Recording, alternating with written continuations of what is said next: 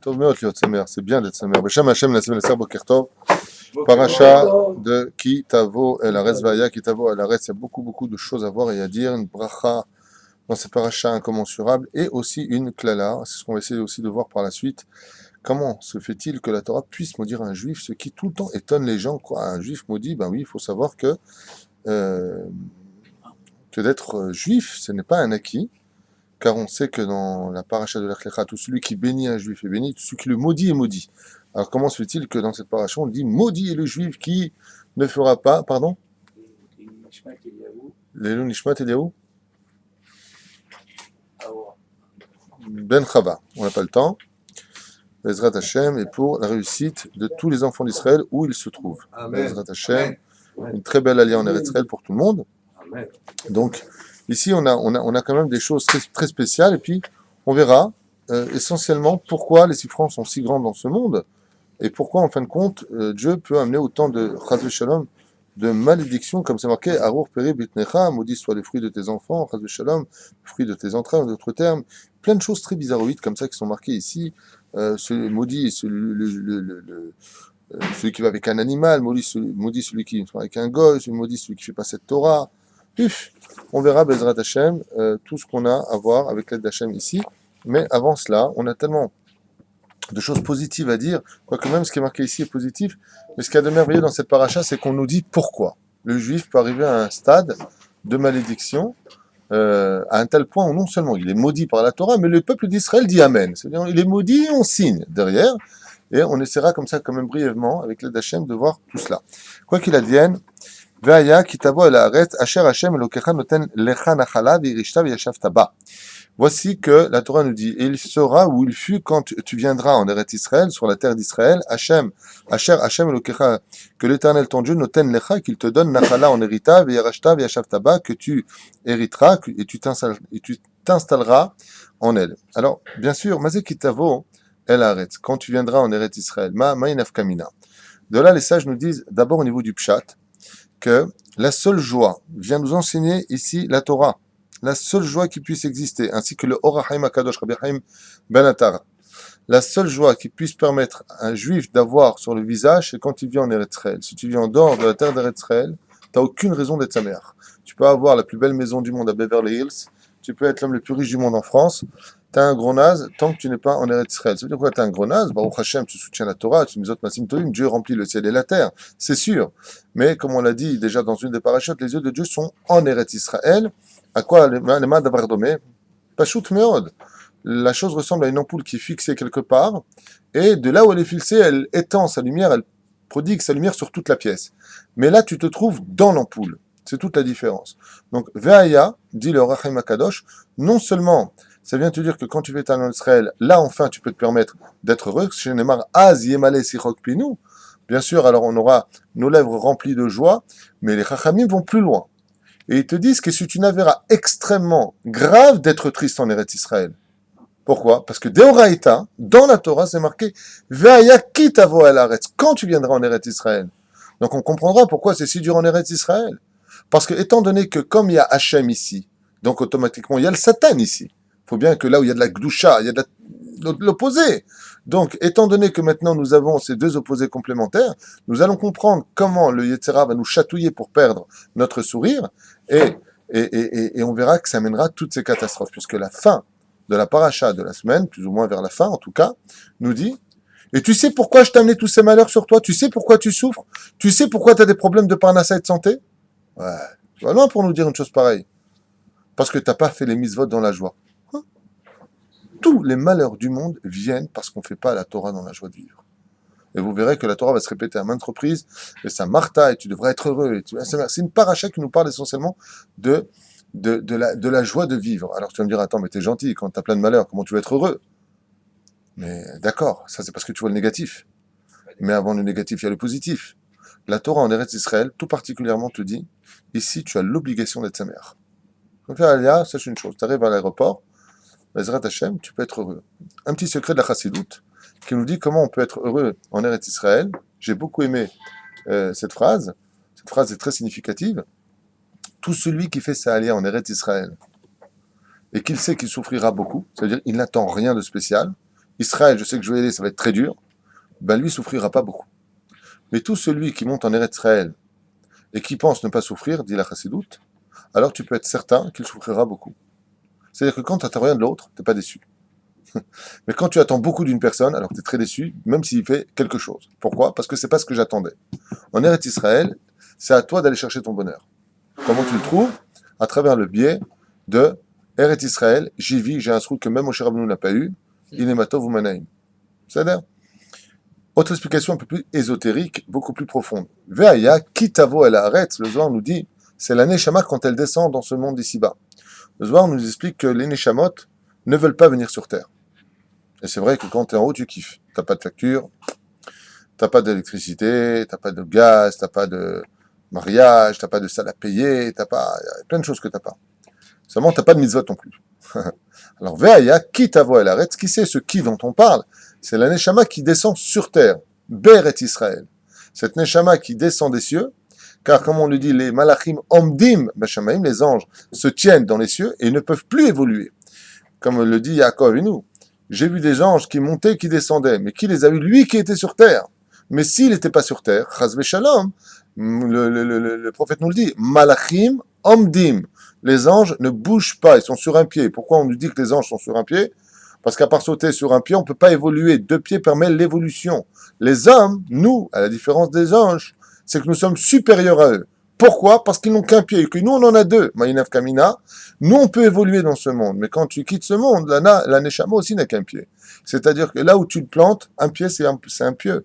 Là où l'ange il est, il bouge pas, il évolue pas. Ve'aya qui t'avo el haaretz. Maintenant que tu as eu un fils sur terre, tu peux le faire évoluer. Tu peux le faire avancer. C'est-à-dire qu'avant, il était au 2e palier du Gan Eden. Et maintenant, grâce au fait que sa neshama, grâce au fait de ton mariage et de ton zivoug, le fait que tu peux avoir un enfant, cet enfant-là, il va falloir le faire évoluer à un tel degré que s'il avait étudié dans le Gilgul précédent l'Agmara, maintenant il viendra étudier l'Agmara, bien sûr, et le Zohar, pour évoluer et repartir avec plus de mitzvot, car la terre d'Eretz Israël, et même le monde dans lequel nous sommes, est par excellence le jardin du monde des mitzvot. Ici, on peut ramasser des mitzvot comme on peut respirer de l'air. Baruch Hashem.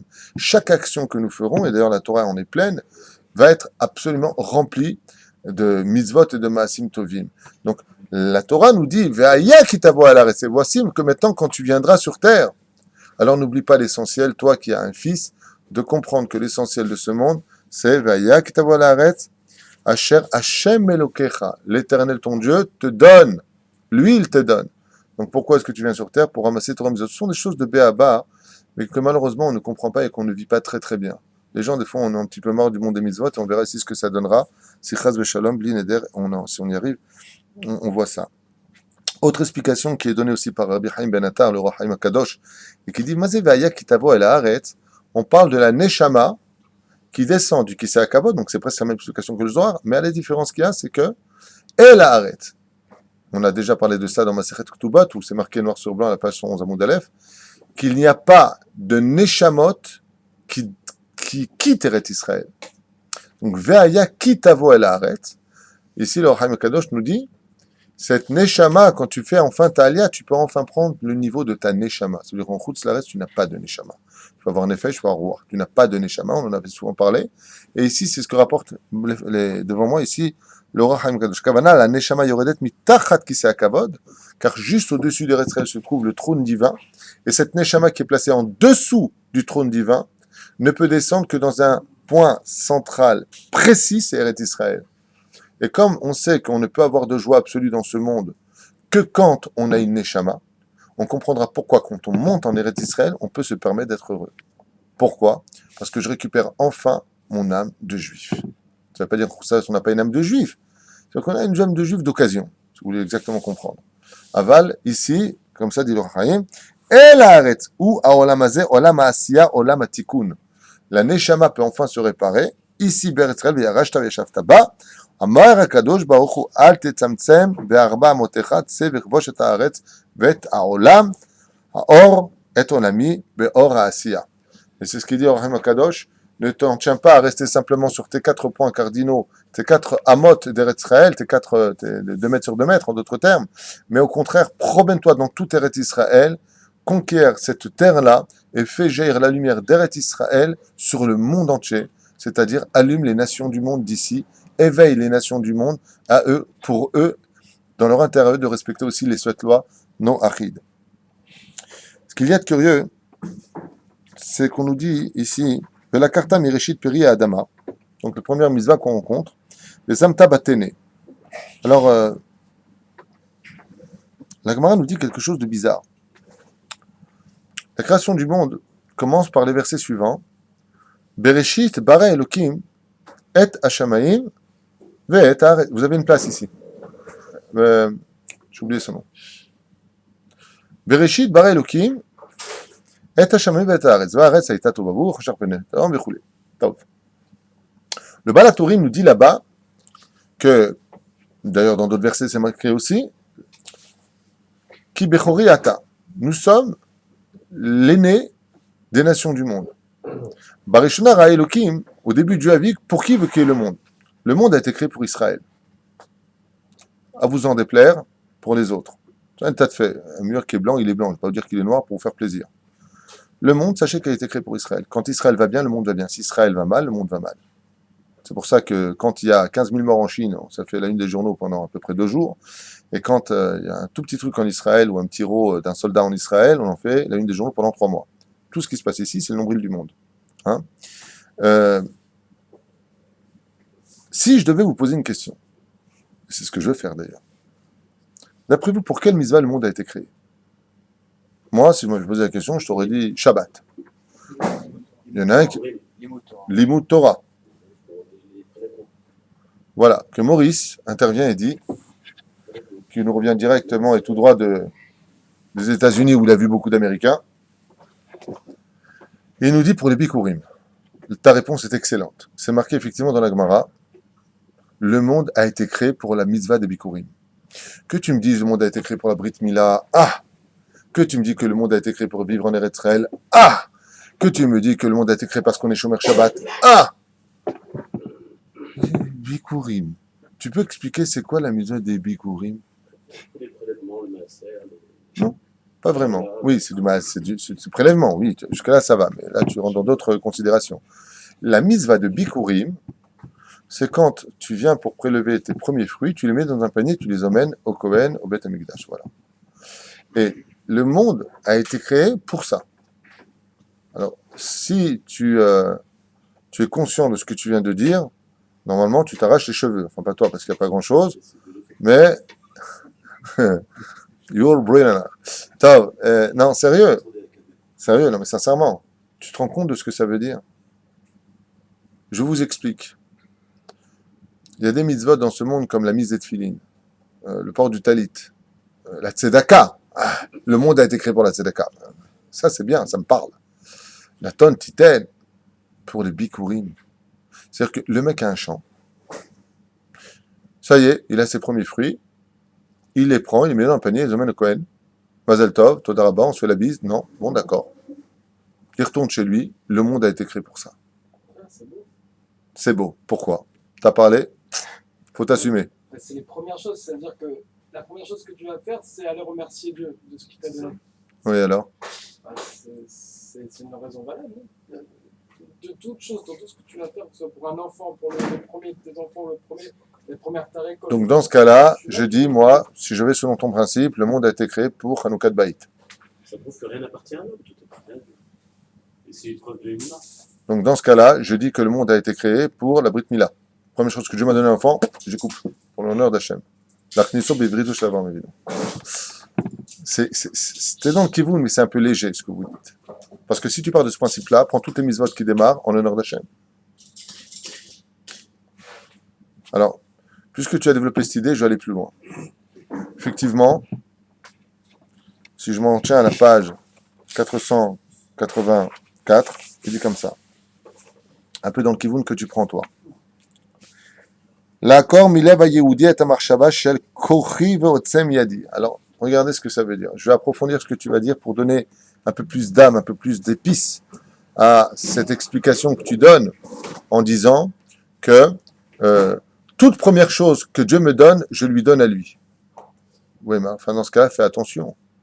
parce qu'il faut développer où est le miracle de la chose. Ben oui, je lui donnais à lui, je fais une offrande. Non. Les Chachamim nous disent comme ça. En général, quand tu vois la mitzvah des Bikurim, chaque chose que tu vas faire, donc Bikurim veut dire prendre les premières choses, Bechor, l'aîné, et les emmener au Beth Amikdash. Mais les Bikurim appartiennent automatiquement à un système de vie qu'on appelle l'agriculture. D'abord, il faut aller acheter un champ, donc prendre un prêt. Ensuite, il faut aller labourer ton champ. Ensuite, il faut arroser ton champ. Ensuite, il faut semer ton champ. Ensuite, il faut relabourer ton champ. Ensuite, il faut mettre des insecticides. Ensuite, il faut attendre que ça pousse. Et puis, tu as la orla qui va durer 3 ans. Et puis, tu as encore des tnaïm qui peuvent intervenir comme la 4e année. D'accord?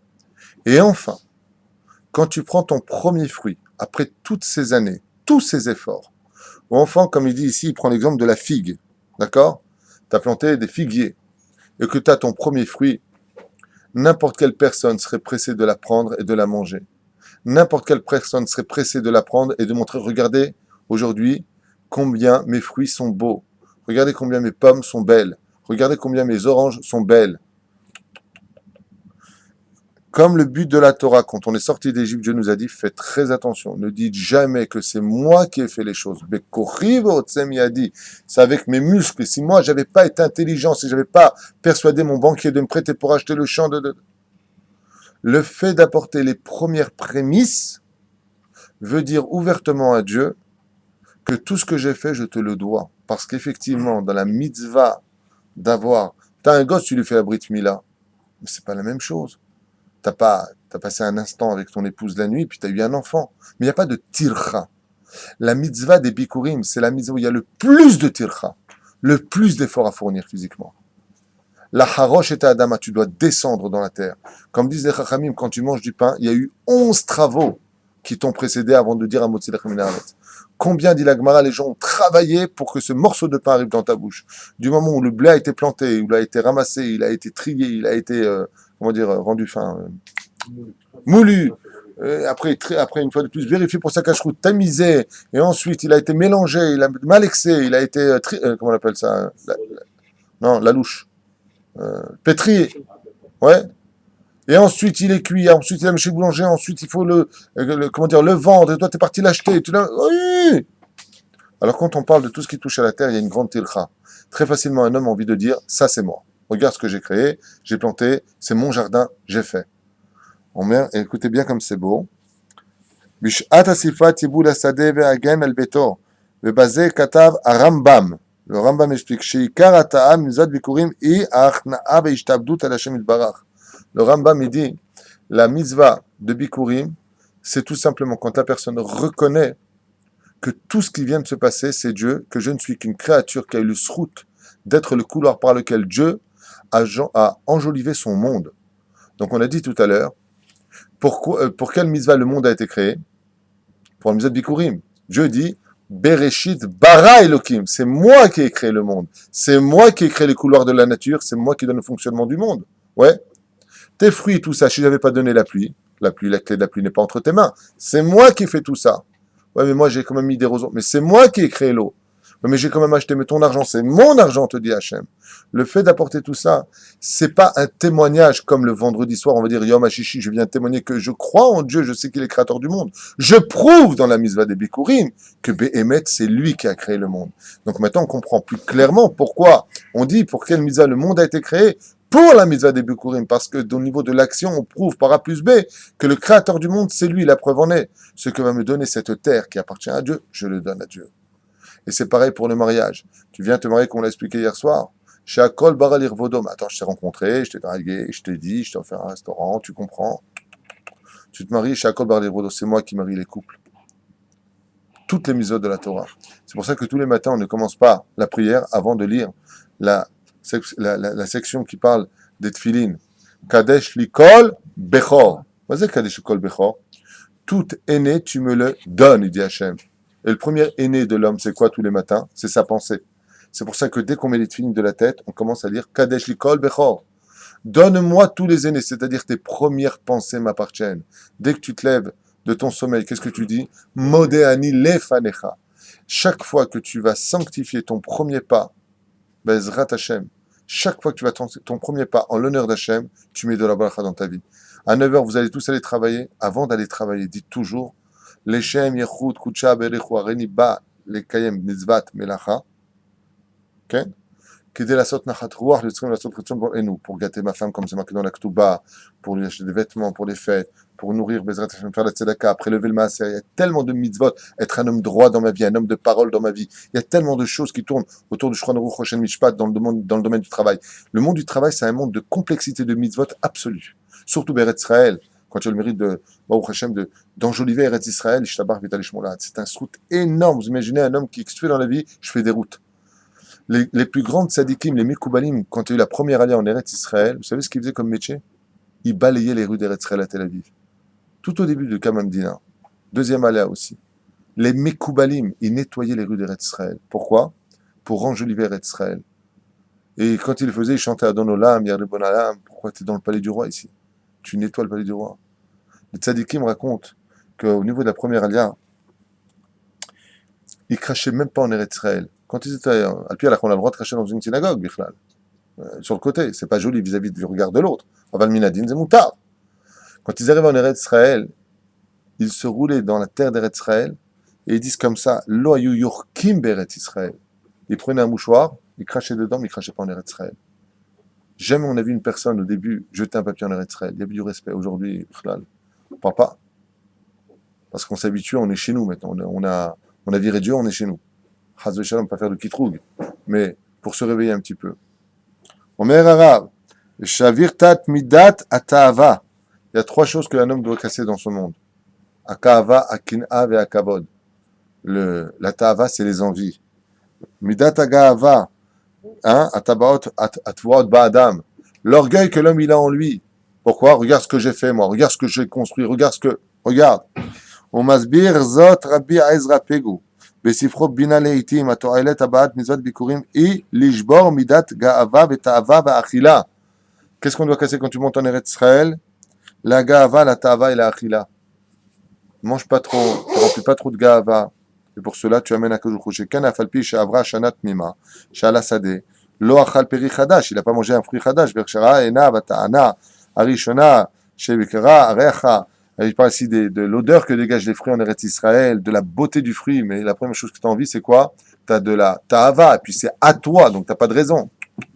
Ça sent bon, puis j'ai envie de dire la bracha, boré périaet, à la limite, veshech waouh! Hein? Shum davar. Même les brachot que toi tu pourrais dire sur cela, tu les amènes à Hachem. Ou kovesh et titzro. Tu vas travailler ton yetzer hara betavat gufo ve'eno ochel ota, ela korach alea. Bezrat Hashem gom v'gem l'shamayim v'omer are bikurim v'zeh ou madrich atzmo. Comme c'est marqué, trois choses sortent un homme de ce monde dans Masechet Avot 4e chapitre 21e Mishnah. La jalousie, les envies, la recherche du kavod sortent l'homme de ce monde. Alors ça, c'est une explication qui est méthode pashtanite. On a cité le Rambam. Moi, j'aimerais vous donner des explications beaucoup plus profondes que celles-ci, même si elles sont d'une importance capitale à propos des mitzvot bikurim. Curieusement, vous savez que la Mishnah, la Gemara nous enseigne dans Masechet Bikurim, justement, comment est-ce qu'on apportait les bikurim. Les gens qui étaient extrêmement riches apportaient dans un panier spécial. Ce panier était composé d'or, c'est-à-dire qu'on faisait des tresses en or, des barrettes d'or, et on les assemblait les unes aux autres, on les soudait, donc c'était un panier en or, et à l'intérieur de cela, on y mettait les fruits qu'on apportait au Kohen, et pas n'importe lequel, comme vous verrez dans le texte de la Torah, on lui dit, bizarrement, tu l'apporteras au Kohen qui sera en ces temps-là. Oui, parce que retour vers le futur, c'est pas possible. Hein. C'est ça. Au Kohen qui sera ici. Non, à Kavana, pas n'importe quel Kohen. Tu choisiras le Kohen le plus vertueux de tous les Kohen pour le remettre les bikurim. Tout comme tu prendras les meilleurs fruits, tu donneras au meilleur Kohen. Ça, c'est la première chose. Dans ces jours-là, à Kavana, le meilleur Kohen de tous les Kohen. Attention. Ça, c'est le riche. Qu'est-ce que faisait le Kohen?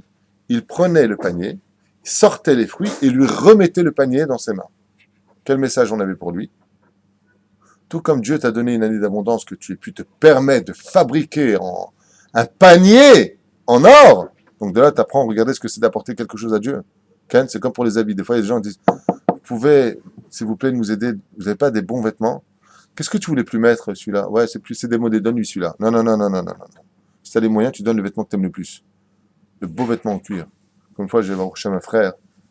Il a travaillé pendant 1 an pour s'acheter une super belle veste qui coûtait très très cher à l'époque. Très très cher. Il a travaillé, travaillé, travaillé. Il a eu plusieurs projets. Et puis il s'est mis un petit peu d'argent pour acheter Le jour où il a acheté, il a vu une personne très pauvre qui lui a dit moi aussi, j'aimerais bien avoir une veste comme la vôtre. Il a enlevé sa veste, il l'a mis sur lui. Ça, c'est de la tzedaka. Ça, c'est la vraie tzedaka. Donc, qu'est-ce que faisaient les riches? Il n'a pas amené, bon, allez, ça va, hein, prends 1000 euros. J'ai fait quelque chose. Je te donne et je te donne bien à la Torah. Quand tu viens à donner à la Torah, il faut venir avec tout le sourire qu'il faut, avec les meilleurs éléments qu'il faut, avec les meilleures choses de ce monde. Pas ce que j'ai plus besoin, je te donne. Les riches venaient avec un panier en or. Et les Kohanim remettaient ce panier dans les mains du riche. Quel message il voulait lui dire, Maurice? Oui, très bien, continue. Tu pourras remplir cette année. Tout comme Dieu t'a donné l'abondance cette année, de la main des Kohanim, il te le remet dans les mains, si je te bénis que l'an prochain, tu ne descendes pas de niveau. Ou alors, il y avait ceux qui étaient bénonymes, qui avaient peur de l'orgueil de l'argent, ils venaient avec des paniers en kesef. Et le Kohen remettait ses paniers en kesef. Et voilà que pour finir, les pauvres, eux, ils prenaient des paniers de paille. Une sorte de paille comme ça, de roseau, que tu trouves dans la nature, nosier si tu veux. Et voilà qu'ils apportaient cela, et là d'un coup le Kohen prenait le panier, disait merci et s'en allait. Il ne lui redonnait pas son panier. Le pauvre, il est pauvre. Ouais. Donne-lui le panier, peut-être qu'il ramène l'an prochain avec. Déjà le panier, il a peut-être payé pour l'avoir. Ouais. Le pauvre, on lui remettait rien. On lui prenait et on le laissait comme ça, on le plantait. Toda Rabat, Skelimzot, Masim Tovim, on partait. Pourquoi? On va donner la chance de revenir l'année prochaine avec quelque chose de mieux. Alors, il y a fait, vous êtes tous, bien Inara, tous réveillés ce matin, ça fait plaisir, effectivement, puisqu'on vient de donner déjà un fil conducteur. Donc on voulait que le pauvre, lui, il ne revienne pas avec ce panier-là l'an prochain. Chazal Shalom, je te le prends pour ne pas que tu aies besoin de ce panier-là. Ouais. Donc on te souhaite de venir l'an prochain avec un panier en or ou en argent, peu importe. Ouais, super. Mais ça va beaucoup plus loin que ça. Vous avez remarqué que quand vous allez sur les établis dans le chouk, un des plus beaux chouks qui existent en Israël, c'est le chouk à Carmel, à Tel Aviv. Un chouk magnifique. Moi, mon préféré, c'est celui de Ben Yehuda, à Yerushalayim. Vous avez vu les fruits en Israël? Ils sont d'une beauté hors du commun. Comment est-ce qu'on fait pour avoir des bons fruits? On les met sur l'établi, on les arrose, vous savez ça? On les arrose avec l'effet de la lumière, et comme ils sont mouillés, ça fait des fruits qui te font ça. Ils te regardent, oh, ils sont beaux, ils sont mouillés, donc en été, on veut dire, on les mouille pour qu'il y ait un peu d'humidité, pour pas qu'ils pourrissent, ouais. C'est aussi un coup de commerce. Et qu'est-ce qu'on met en dessous? Les fruits qui sont de moins en moins qualité. Ça veut dire, je explique. Ce que tu vois devant, c'est la bonne marchandise. Après, c'est moins bien. Et pour finir, certaines... Vous avez compris? Pourquoi je vous parle de ça? Bien entendu, toi, tu prends tes fruits, c'est pas un voleur. Tu prends tes fruits, tu choisis.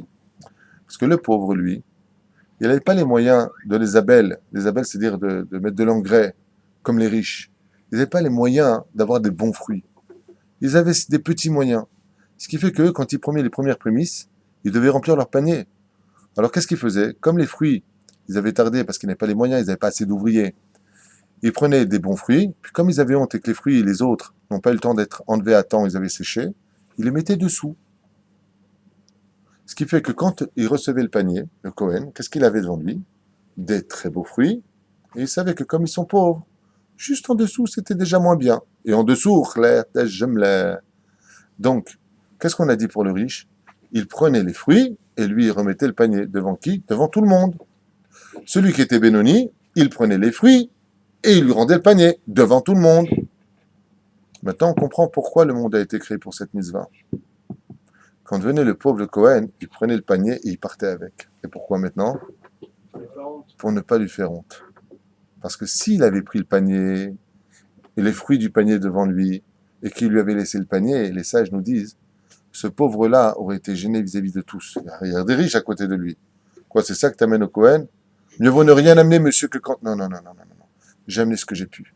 À mon niveau, à moi, ce que j'ai amené, c'est ce que j'ai de mieux. Quand je donne un shekel et que j'ai que 2 shekels, j'ai fait plus que toi qui es riche et qui a donné 100 shekels. parce que toi, 100 shekels, c'était rien pour toi. La reine, pour ne pas humilier, c'est ce que disent les chachamim. Les sages nous disent, tu sais pourquoi la mitzvah de Bikurim, c'est la mitzvah pour laquelle le monde a été créé? Parce que tout celui qui humilie son prochain en public, qu'est-ce qu'il a perdu? Le Olam Haba. Tu as tout perdu. Tout celui qui humilie en public a tout perdu.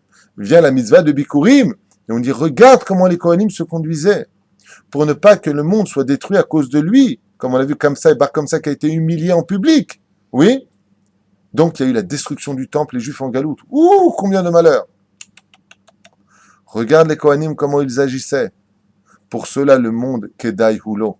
Une personne qui aura vécu dans ce monde et qui aura tout fait pour mettre toujours à l'aise n'importe quelle personne, à l'aise dans ce monde. Ne pas le gêner, ne pas le prendre, eh oh, regarde à quelle heure tu viens.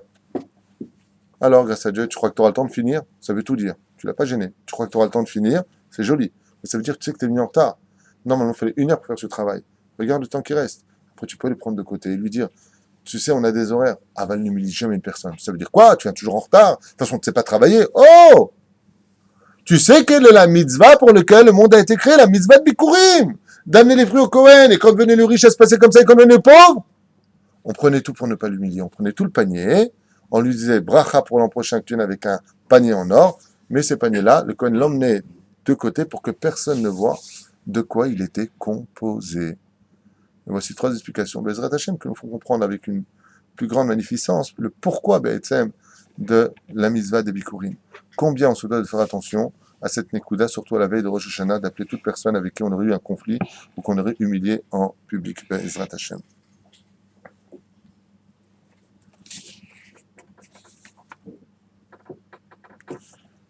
Il y a marqué dans le verset Velakarta mireshit peri adama vesamta batene. Donc tu mettras dans le téné, vous savez, le panier, enfin, là où tu vas l'emmener. D'accord? Le mot téné vient nous enseigner 2 choses. Comme l'explique le Gaon de Vilna, ça vient nous enseigner, selon la Gemara aussi de Bikurim, dans le 3e chapitre, qu'on mettait 1/60 de nos récoltes. D'accord? Téné, c'est écrit tête 9, Noun 50, 59, Aleph 1, soit 60. C'est une allusion.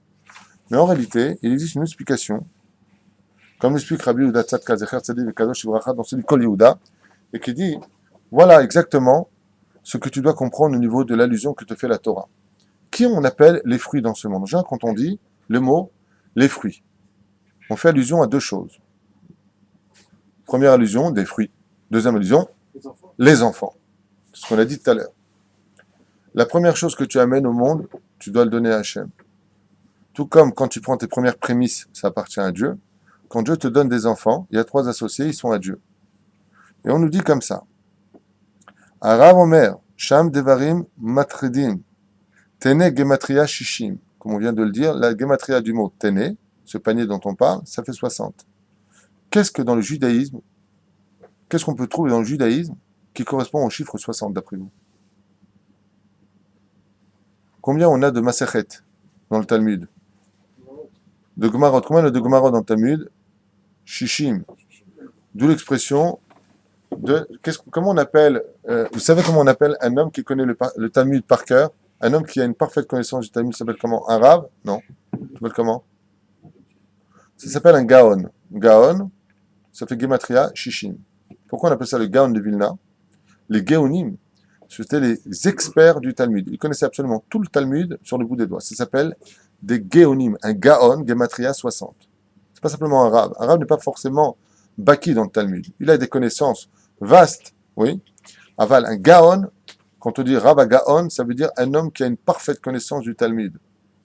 Et c'est ce qu'on nous dit ici. Gematria Shishim, Rames des Shishim, Masertot chez la chasse. Il y a 60 Talmud, 60 Masertot, du début jusqu'à la fin.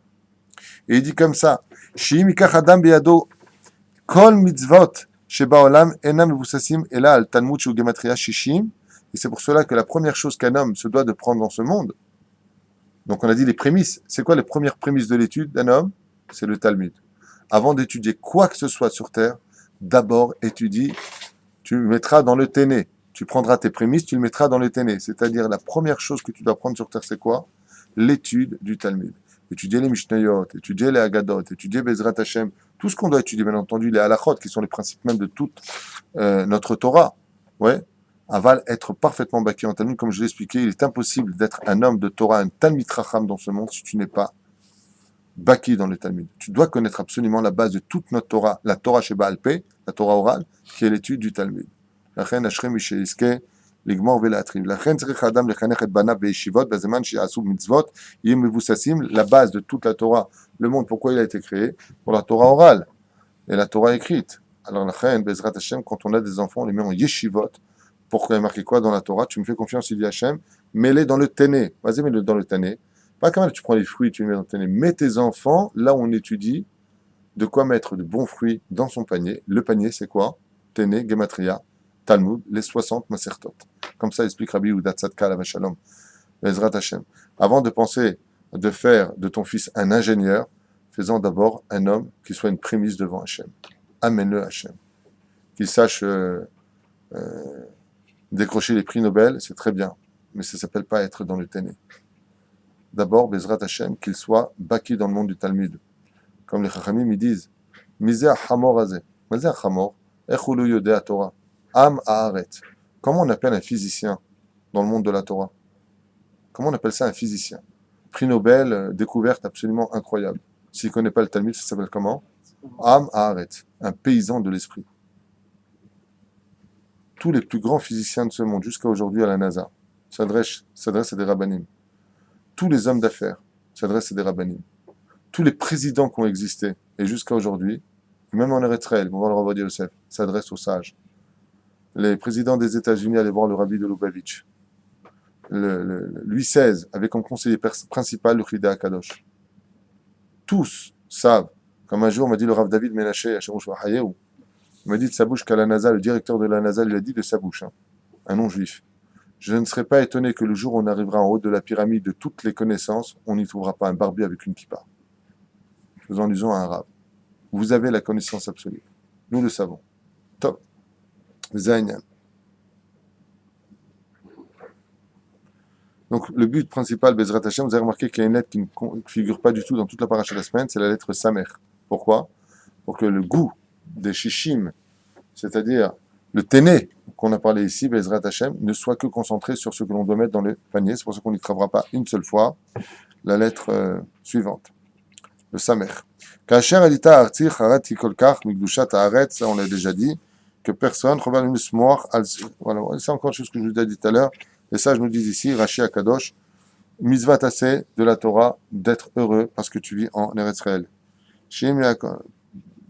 Après, il parle d'autre chose. Je ne voudrais pas me concentrer sur cela parce que on va plutôt se concentrer sur sur les mitzvot.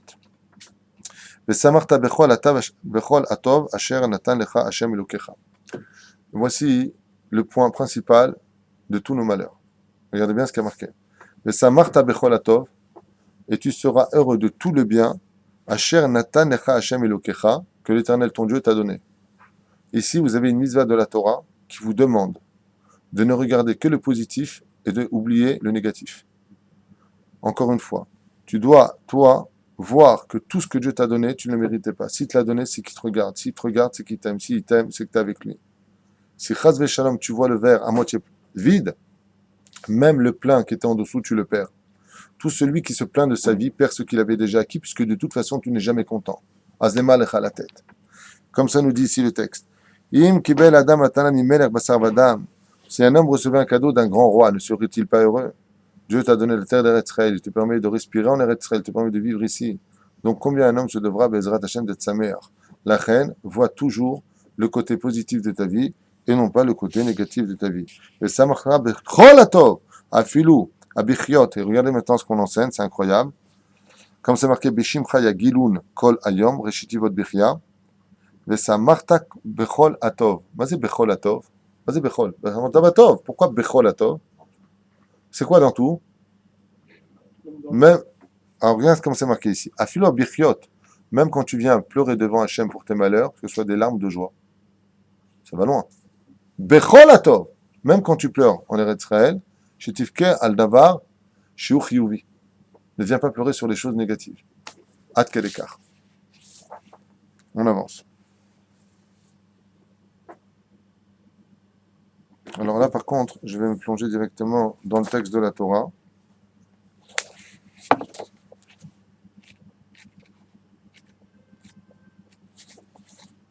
Voilà.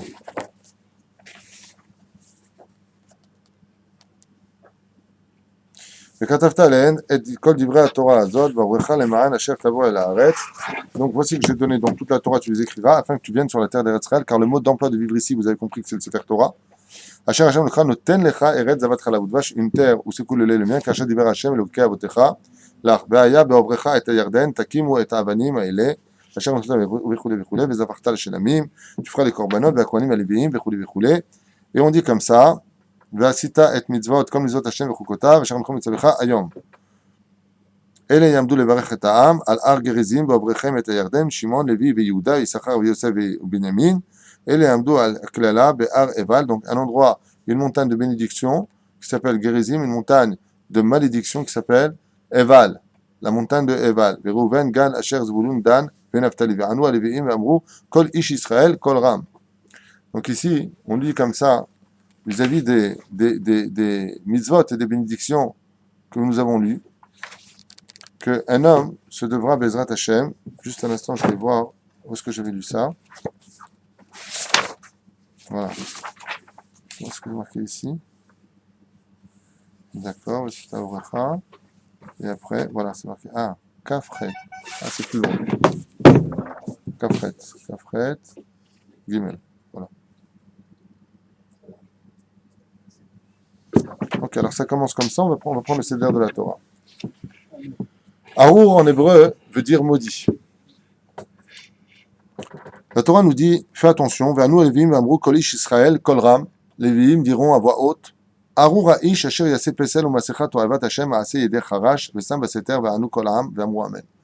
Maudit est l'homme qui se fera des statues, et même en secret qui pratiquera de la Vodazara, et tout le peuple d'Israël dira Amen. Ça veut dire que cet homme-là est maudit aussi bien dans ce monde, Chaz Veshalom, que là où vous savez.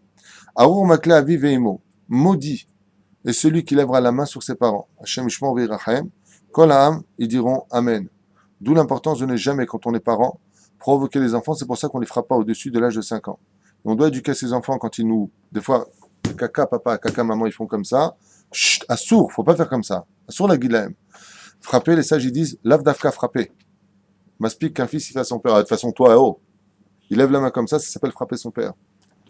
Donc faire attention dans l'éducation, de ne pas faire en sorte que nos enfants en arrivent à ce genre de gestes. Pourquoi? Parce que de la bracha, la Torah les maudit. On peut passer d'un extrême à l'autre extrême. Faire très attention à cela. Donc l'éducation des parents, ce n'est pas d'exiger simplement le respect qui leur est dû selon la Torah, mais aussi faire attention à ce que nos enfants ne tombent pas dans le piège. Donc ne mettez pas vos enfants dans une situation, si vous savez qu'ils sont un petit peu tordus, ne les mettez pas dans cette situation, ils pourraient lever la main sur vous. Sinon, au lieu d'avoir un fils béni, vous aurez chas v'shalom un fils maudit. Lo alim velo alechem. Arour mesik gvul re'u ve'amar kol ha'am amen. Rashi HaKadosh nous dit mesik v'chazir ala achorav ve'gonev et hakarka alashon ve'usag achor. Il va tout faire pour lui prendre, il revient en arrière, pour lui prendre son terrain. C'est-à-dire il essaie de voler une propriété qui ne lui appartient pas. Cet homme-là est maudit, il faut le savoir. Arour mashge aiver baderech ve'amar kol ha'am amen. Maudit est le juif Souma Badaver Masio et ça veut dire qu'il donne un mauvais conseil, sachant que c'est un mauvais conseil pour qu'il perde. Comme par exemple du Lachonara, il dit ici Rashi, ou Omer Raiti Besodo shel Rabbi Moshe Adarshan, Arurim Yesh Kan Keneged Ahad Jvatim Keneged Shimon, Lo Katav Arur Lefi Shelo Aya Bilibo, Levarchum Ipnei Muto. Ça c'est encore autre chose que je voulais dire, mais je ne vais pas m'attarder là-dessus. En d'autres termes, celui qui trompe le chemin de l'autre. Comme par exemple, une personne ne sait pas s'il faut faire Shabbat ou pas. L'autre dit, c'est pas la peine, c'est des ch'touillas, ça c'est les rabbins Stam qui ont inventé. Cet homme-là est maudit. Il n'est pas béni. Une fois de plus. Arour Mate Mishpat Ger Yatom Valmana. Vamar Kolam Amen, celui qui fait du mal donc à la veuve et à l'orphelin. Ouais. Arour Shochev Im Eshet Aviv. Maudit celui qui ira avec la femme de son père, qui Gila Kenaf Aviv, car il a vu la nudité de son père en d'autres termes. Arour Shochev Im Behema, maudit est celui qui couchera avec un animal. Vamar Kolam Amen. Cet homme-là est maudit. Chaz Veshalom. Arour Shochev Im Achoto Bat Aviv, donc avec sa demi-sœur. du côté de son père ou du côté de sa mère. Aour shochav im chotno, avec son beau-père. Arour makereu baseter, maudit est celui qui frappe l'autre et l'autre ne le sait pas, comme par exemple d'aller le vendre aux impôts ou d'aller le vendre à la iria ou des choses comme ça. Cet homme-là est maudit d'Hachem. D'accord? Arour lokeach shochad la kot nefesh dam naki. Maudit est celui qui, chas shalom, prendra une enveloppe pour faire du mal. Voilà, tu sais quoi? Je vais te donner de l'argent, tu vas aller faire du mal à celui-là. Chas shalom. Arour, comme par exemple de prendre un tueur d'élite.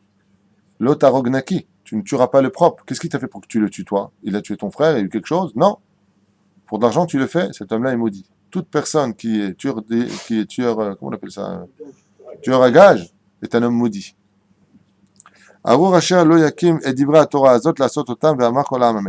Maudit est celui qui ne compte pas accomplir les préceptes de la Torah. Cet homme-là est appelé maudit.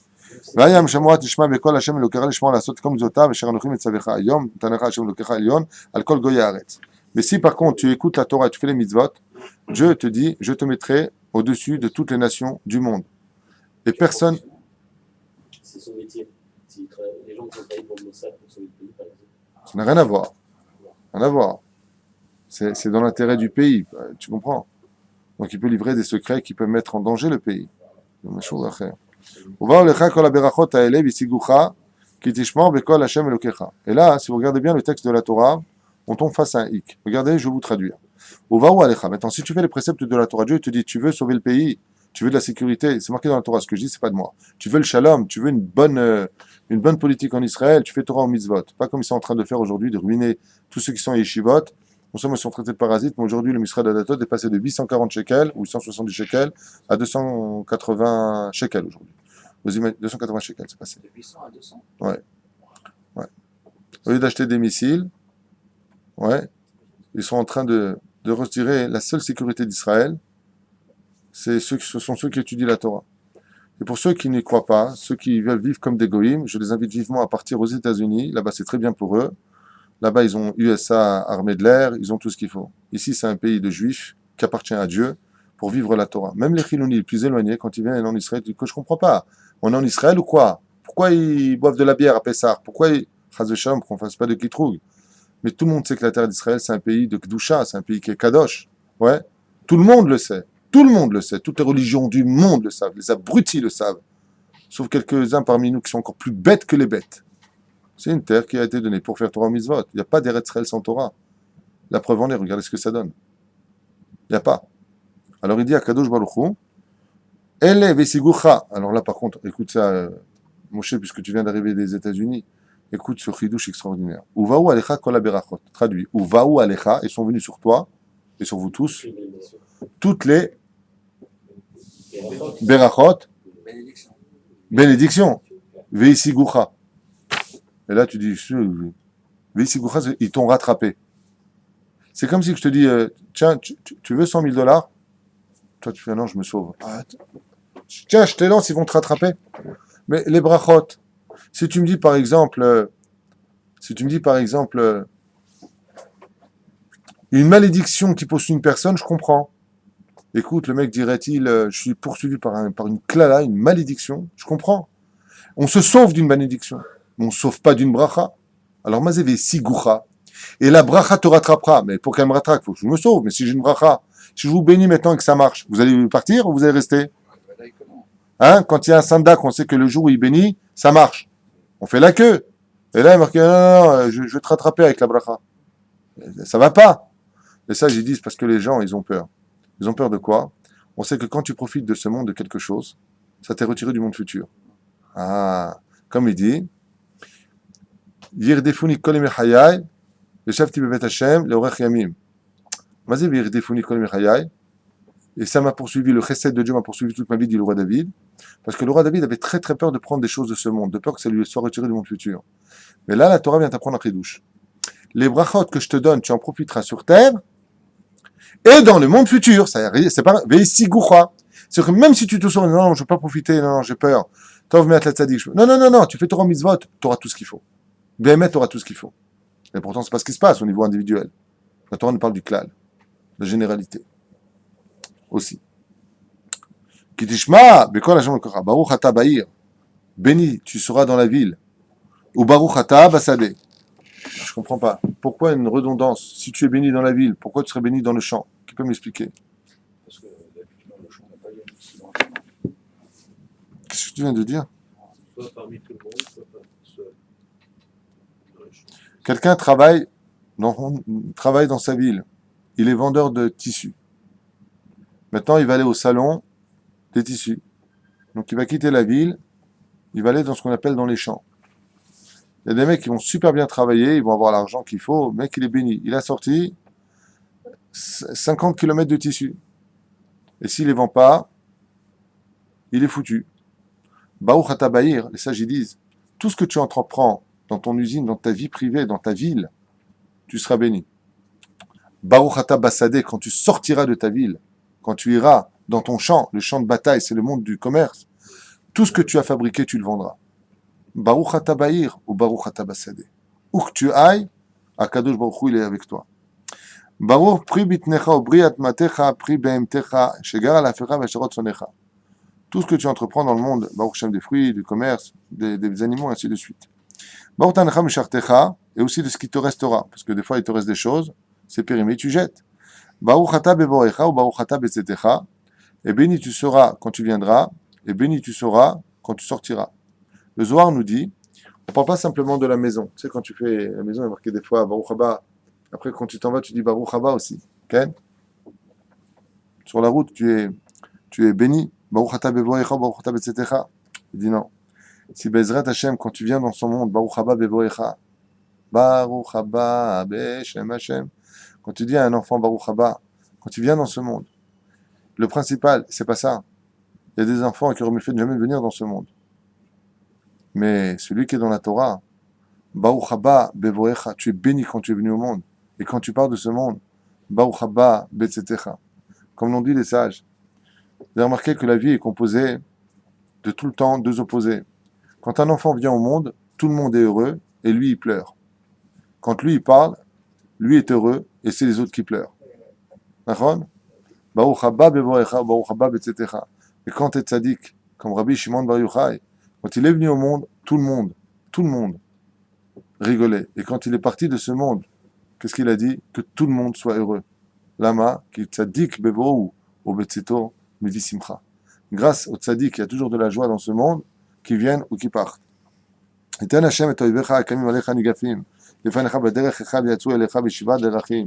dit, si tu fais Torah ou mitzvot, tous tes ennemis viendront contre toi. Mais de quelle façon? Tes ennemis tomberont tous parce que Dieu les a mis dans ta main. Tu en feras ce que tu veux, tes ennemis. Ils trembleront devant toi. Pourquoi? Parce qu'on fait Torah ou mitzvot. Je répète, parce qu'on fait Torah ou mitzvot. Et tout ce que ta main entreprendra, Dieu mettra de la réussite.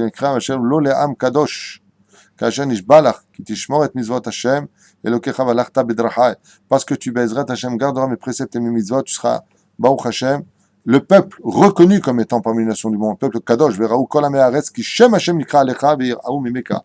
Et toutes les nations du monde verront que sur toi la Shekhinah repose et ils auront tous peur de toi. Pas parce qu'on a la bombe atomique en Israël, hein. On en a plein des bombes atomiques en Israël. C'est pas du tout pour ça hein, que les nations du monde ont peur de nous. La preuve, ils se moquent de nous. Couchez Israël, très bien. Donnez un peu. Ne faites pas Israël. Donne la papate Israël. Voilà où on en est. Tu crois que tu fais les choses, il dit Hachem. Tu fais rien du tout. C'est Torah ou mitzvot qui permet de faire les choses. Hachem le Torah b'chi bitnecha priad b'emtecha priad matecha al adama asher nishba l'avotecha letet la riftach Hashem lecha totzara tov et hashamayim letet metar atzecha beito. Et quand est-ce que vient la bracha? Beito. Mazé beito en son temps. Comme j'ai déjà expliqué, qu'est-ce que c'est un homme riche? C'est celui qui a l'argent le jour où il en a besoin. Tu as besoin de 1000 shekels, tu les as, tu es riche. Pourquoi avoir plus? Ah. Beito. Parce qu'il y a des moments où la pluie peut être une malédiction. La Gemara nous dit, quand est-ce qu'on sait qu'on est béni quand tombe la pluie? Nous?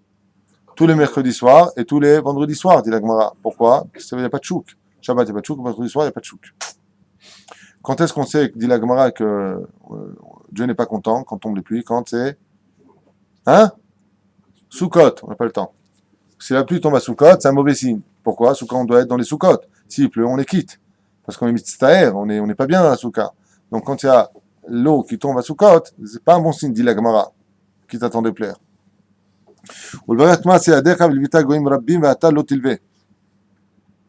Toutes les nations du monde s'en prêteront, mais toi, tu ne t'emprunteras pas d'argent ni aux États-Unis, personne. C'est toi qui prêtes. C'est toi qui vas prêter aux Goïm avec intérêt. C'est toi qui vas prêter. Quand tu t'empruntes 300 millions de dollars aux Américains, tu leur rembourses, ouais, 35 millions de dollars. Vous savez combien tu remboursais 50 millions de dollars. 60 millions de dollars. Presque le double. Marchamam. Les roches, et il te dit, on t'ana Hachem, les roches, mais les anaves. Tu seras à la tête, tu ne seras pas à la queue. L'autre, tu seras toujours en haut et jamais en bas. Kitishma, el mizvot Hachem. Car tu écoutes les mizvot de Dieu. Tu es shomer Shabbat. Tu fais Torah mizvot, anochi mesavecha, yom lishmor velasot. Je ne comprends pas comment on peut lire des choses aussi claires et avoir une kippa sur la tête et embrouiller les gens avec le sionisme toute la journée sans Torah. Il n'y a pas de sionisme sans Torah. Il n'y a pas de Torah sans sionisme, que ce soit très clair. Il n'y a pas de Torah sans sionisme, Rabota. Il faut la terre, il nous faut s'installer ici, il nous faut Bezrat Hashem, conquérir ce pays pour avoir le mérite de l'avoir fait, mais à travers le bien des mitzvot. Si tu n'as pas dans ta tarmochet, si tu n'as pas dans tes munitions des mitzvot d'Eretz Israël, mais tu veux un pays de goy, mais va en Russie, là-bas c'est parfait pour toi, va en France, c'est parfait pour toi. Mais ici c'est pour la Torah et les mitzvot, c'est ce qui est marqué ici, c'est pas moi qui le dis, je suis pas un fanatique, c'est marqué ici. Sinon, ben voilà ce qui se passe. Ouais, c'est marqué là, regarde. Et si tu fais pas Torah mitzvot, te dit ici la Torah noir sur blanc, je te dis, je t'amène toutes les malédictions. Toutes les klalot, tu seras un mec maudit, te dit Hachem ici. Lama, tu es maudit dans la vie, tu seras maudit dans les champs, il n'y aura plus de caca, il n'y aura plus d'oseille. Tes enfants, l'éducation sera catastrophique. Tu viendras pas du Gan Eden, tu viendras du monde du Gehinam et tu viendras te réparer et tu réussiras pas ton Gilgoul et tu seras encore maudit une fois de plus le Gehinam.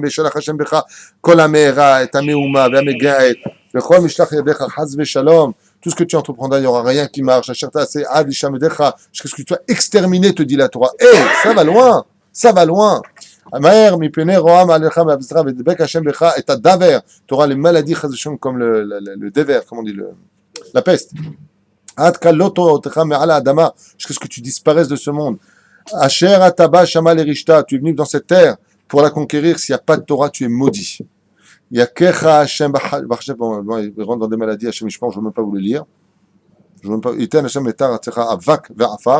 y aura une sécheresse absolue. Le Kinneret, il descend. L'eau, elle disparaîtra. Tu finiras à être mangé par les oiseaux. Les maladies qui étaient en Égypte viendront. Hashem, Ishmor Virachem, c'est une paracha. Vous savez pourquoi on lit cette paracha avant Rosh Hashanah? Pour que les malédictions appartiennent à l'année ancienne, l'année dernière, et qu'on démarre une nouvelle année. Donc, dans toujours les mauvaises nouvelles, il y a toujours une bonne nouvelle. Bon, comme si quelqu'un il est malade, tu sais, dans 2 jours, tu sors, tu es guéri. Ah, ça va alors. Même s'il est encore malade, il est guéri. D'accord? Vaya Mishuga, tu finiras comment? Écoutez bien ce qu'a marqué, c'est pas moi qui le dis. Et vous serez une génération de quoi? Vous serez tous malades psychologiquement. Regardez comment c'est marqué. Vaïta Meshuga Mimar'e Necha Asher Tir'e. Tu deviendras fou. Mais où est-ce qu'on va? Qu'est-ce qui se passe sur Terre? Qu'est-ce qui va se passer demain? La peur envahira tes entrailles. Yakecha Hashem Bishkin Ra. Birkaim, Shokaim. Les jambes, tu ne pourras plus marcher. L'olachal est rafé. Oh, Yolech Hashem Otecha Malkecha. Vavart Hashem Elokim Achirim. Etzva Even. Parce que tu as suivi tes pensées de ton cœur. Tu as cru que c'est toi qui faisais les choses. Zera Rav Toti Asadeh Ume Ate Sof. Tu passeras ton temps à travailler comme un malade. Et quand viendra la paix, tu ramasseras des clopinettes. C'est marqué ici. Keramim tita bechoule bechoule. C'est tellement long à lire. Et tout ça pourquoi? Tout ça parce que je te dis, garde le mitzvot. Sois shomer Shabbat. Sois shomer Shabbat. Fais Torah au mitzvot. Je t'ai mis en garde. Tu le fais par amour, tu le fais par crainte, c'est ton problème. Mais tu le fais, tu es obligé. Sinon, tu paieras le prix. C'est pas juste, oui, le libre arbitre. Mais c'est ça le libre arbitre. C'est d'aller justement faire Torah au mitzvot parce que Dieu veut t'emmener vers un monde éternel. Ici, c'est un monde temporaire. Donc Dieu il nous aime tellement qu'il te dit, regarde mon fils, je te dis de ne pas mettre la main sur le grillage, il y a de l'électricité là-bas. Si tu vas là-bas, tu vas mourir. Alors qu'est-ce que je vais te faire? Je vais te donner une tannée. Et papa, toi tu dis que tu m'aimes. La différence, c'est que moi, si je te frappe, malgré tout, tu vis encore parce que tu peux t'arranger. Par contre, là-bas, tu disparais complètement de ce monde. Donc, un jour, comme une maman qui aime son fils, mais mets tes mains dans la prise, mon fils. Parce que si tu mets tes mains dans la prise, je te perds définitivement. Alors, je te mets une tannée dans tes fesses, tu vas comprendre ta douleur. C'est exactement ce qu'il dit Hachem ici. C'est pour ça d'ailleurs que l'éducation du roi Salomon réussit. Il a été éduqué à la savate, mais avec beaucoup d'amour. Et dans cette génération, il faut donner beaucoup d'amour. Et au contraire, quand nos enfants quittent le chemin de la Torah, il ne faut pas les condamner, il faut les aider encore plus. On ouvre encore plus la porte. Bon, viens, pas j'accepte. Il faut lui dire, je n'accepte pas ton chemin. Tu vis une expérience compliquée, mais t'es mon fils. Parce que tu as d'autres valeurs. Et c'est grâce au champ que tu le détruis aussi sur le peu de valeur qu'il a, alors il va devenir à Chagamour en disant, je ne peux plus à personne, uniquement à Sipo. Donc, et tout ça pourquoi? Voilà, c'est marqué là. Je finirai juste avec ça aujourd'hui avant de vous libérer. Tahat asher lo avad et Hashem elokecha besimcha ou betuv levav merov kol tov. Et tu sais pourquoi tout ça? Vous savez ce que vient de nous enseigner cette phrase terrible que je viens de lire? Vous savez ce qu'elle vient nous mettre en question, cette phrase? Qu'en réalité, les malédictions ne s'adressent pas que ceux qui font pas Torah en mitzvot, mais d'Afka à ceux qui font Torah en mitzvot. Et là, on comprend plus rien. On comprend plus rien. Vous savez à qui ça s'adresse, les malédictions ici? Ceux qui font pas Torah en mitzvot, c'est sûr qu'on parle d'eux. C'est un imbécile le comprendrait au niveau du pshat. Vous savez de qui on parle?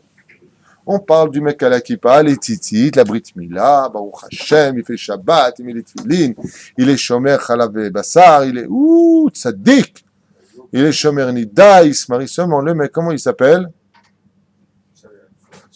Il s'appelle Tisha B'Av. Il y a marqué tout ça pourquoi? Qu'il l'oravata et Hashem elokecha besimcha. Comment tu mets les tefillin? Ouais, j'arrive, je vais les mettre. Bon, donne-moi les tefillin. Hein. Baruch ata Hashem Elokeinu melech haolam asher kideshanu b'mitzvotav etzivanu laniach. Le gars de Vilna, avant de mourir, a dit j'avais une joie si intense le jour de mes 13 ans et un jour que jusqu'à la fin de mon dernier souffle, j'avais la même joie sur moi. Mon rave, le Rav Gabriel, quand tu mets les tefillin, tu regardes sous la table, il a ses pieds qui dansent. Quand il dit Shula Sanigoy, il commence à danser, les chassidim. Quand rentre Shabbat Kodesh, combien de temps ça rentre Shabbat? Combien de temps oh là là, c'est long. Toi, t'es maudit. Toi, t'es pas béni. Toi, t'es maudit. C'est ce qui a marqué ici, c'est pas moi. Tahat lo avatam et Hashem besimcha. La Torah, d'un coup, en finalité des malédictions, elle dit attention, hein, on parle pas du Chinoni, hein. On parle pas du mec qui est pas dans la Torah, on parle aussi du mec qui est dans la Torah. Mais comment il fait les mitzvot? Bon, tu viens étudier. Ouais, bon, tu sais quoi, je vais venir aller. Mais va crever, mon pote, toujours je vais venir comme ça. Mais viens dans la joie. Si tu fais des mitzvot, comme disent les sages, mieux vaut peu de mitzvot dans la joie que beaucoup de mitzvot dans la tristesse. C'est comme quelqu'un, il est dans le pétrin, on lui dit, bon, tu sais quoi, je vais t'aider, Bezrat Hashem, voilà 100 000 euros. Ouais, bon, ok, je vais te faire plaisir. Hop, ne me fais pas plaisir, va crever. Oui, pourquoi tu le comprends pour toi et tu le comprends pas pour Hashem? Dieu, il te dit, c'est très simple. Vous savez comment les gens qui écouteraient ça diraient, ah ben voilà, je préfère, tu sais quoi, je vais faire peu de mitzvot, bien, comme ça je suis tranquille. Pas du tout.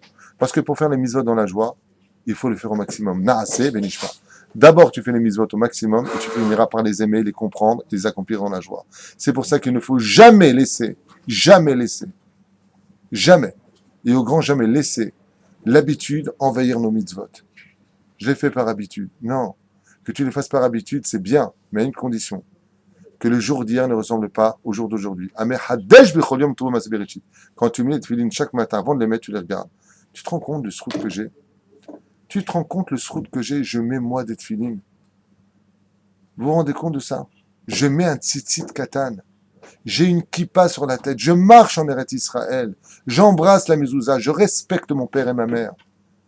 C'est pas un dû. C'est un srout que Dieu nous donne. Rabbi Hanania ben Akashim Ratzak, les Akot et Israël, nous a donné un srout, c'est un mérite, tu dois être heureux de le faire. Donc la mise en garde ne s'adresse pas qu'aux gens qui sont chilonimes, parce qu'ils n'ont pas encore compris le message. Et comme le disait le Rav Kook Alav Shalom, justement, Eretz Israël, c'est l'hôpital des âmes.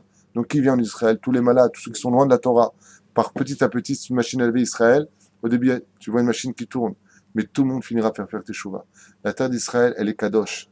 Elles sont de ceux qui marchent sur elle, sinon elle les jette. La reine Bisiata d'Ishmaïa. Faut pas oublier que nous qui sommes dans un bête midrash aujourd'hui, Dafka, tout ce qu'on vient de lire s'adresse plus à nous que ceux qui sont pas dans la Torah. Et pourquoi? Parce que si on fait Torah Mizot, au moins Bezrat Hashem, qu'on les fasse avec le sourire. C'est pour cela que Bezrat Hashem, à partir de maintenant, Ishtadel Bemetav Yicholtenu, de faire tout ce qu'il faut au Bezrat Hashem, pour que quoi qu'on fasse comme mitzvah, Comme par exemple, Tuna Tzedaka. Comment on fait la Tzedaka? Encore un. Bon, viens. C'est le geste. Viens, viens. Non. Garde ta monnaie, on n'a pas besoin. Dieu, il peut tout faire. Non. Il te laisse le srout de le faire. Alors au moins, fais-le. Bezrat Hashem dans la joie sans dire le Kaddish quand tu donnes le billet. Ou dire à la vache Shalom quand tu donnes une pièce. Ouais. Chez le Mchav, Bezrat Hashem, tu as un travail. Tu vas travailler Beret Israël. Tu vas enjoliver la terre d'Eretz Israël. Fais-le dans la joie. T'entends les gens toute la journée, ils se plaignent. Ils apportent quoi? La guine sur eux. La reine, comme il dit Rabbi Nachman de Breslev. Mitzvah gdola liot besimcha. Liot besimcha, tamid. Quand Bezrat Hashem, tu as le srout d'être le mitzvot. Ou masim tovim. Ça, Bezrat Hashem, on comprendra pourquoi. Maintenant, on comprend une finalité, je finis juste avec ça. On pose la question, on dit, mais je comprends pas quelque chose. Tu as dit, si tu fais Torah mitzvot, je te bénis. Il y a marqué ça au singulier. Alors pourquoi on ne va pas à des gens qui étudient la Torah? Ouais. Et ils ne sont pas bénis de Dieu, ils n'ont pas beaucoup de choses. C'est qu'apparemment, ils n'étudient pas dans la joie. Étudiez dans la joie et vous verrez le résultat. Kol Touf.